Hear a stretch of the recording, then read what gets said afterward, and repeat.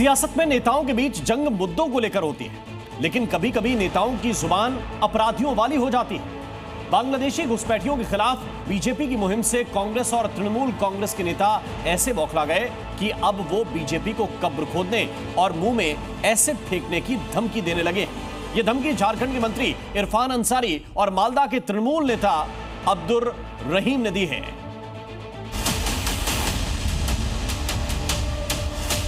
कब्र खोदने की बात करने वाले ये नेताजी झारखंड सरकार में मंत्री हैं। नाम है इरफान अंसारी।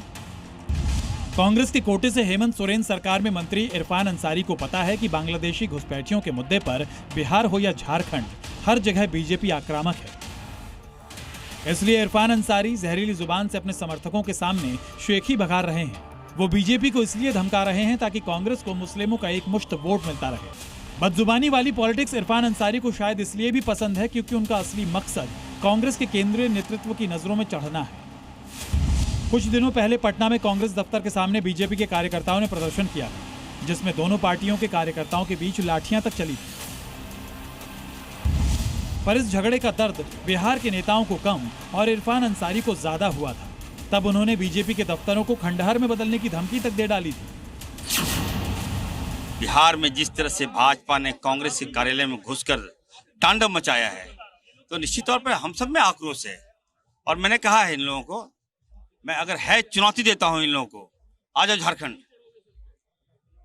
हम तो वेट कर रहे हैं राहुल गांधी जी का, अस्तित्व मिटा देंगे भाजपा का, सारा कार्यालय खत्म ध्वस्त कर। बांग्लादेशी घुसपैठियों को लेकर बीजेपी के खिलाफ जहरीली जुबान सिर्फ कांग्रेस नेता इरफान अंसारी की ही नहीं हुई, इस लिस्ट में टीएमसी के नेता भी जुड़ गए।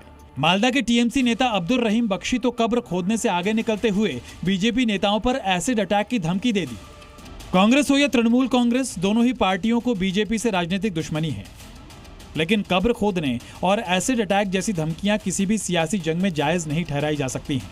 इसलिए बीजेपी ने पलटवार किया है, कह दिया है कि कांग्रेस घुसपैठियों को बचाने में जुटी है।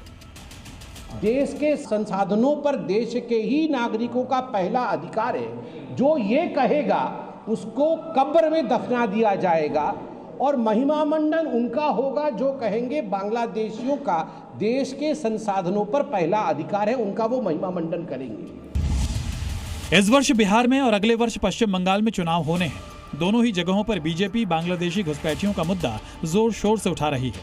बिहार में तो राहुल गांधी ने वोटर अधिकार यात्रा भी निकाली, जिसे बीजेपी ने घुसपैठिया बचाओ यात्रा करार दिया।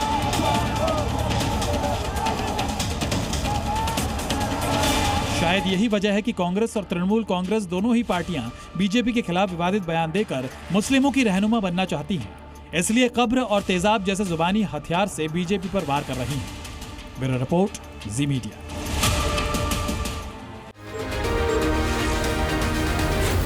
जी न्यूज़।